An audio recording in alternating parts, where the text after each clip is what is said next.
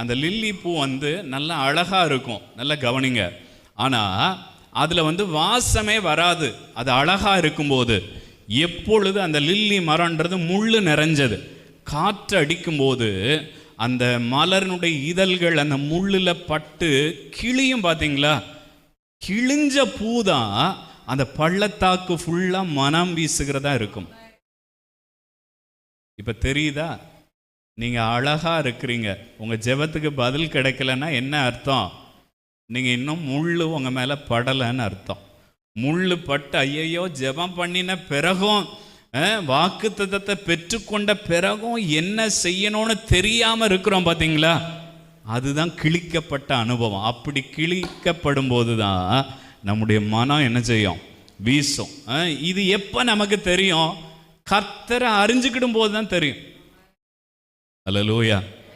சொல்ல புரியுதா?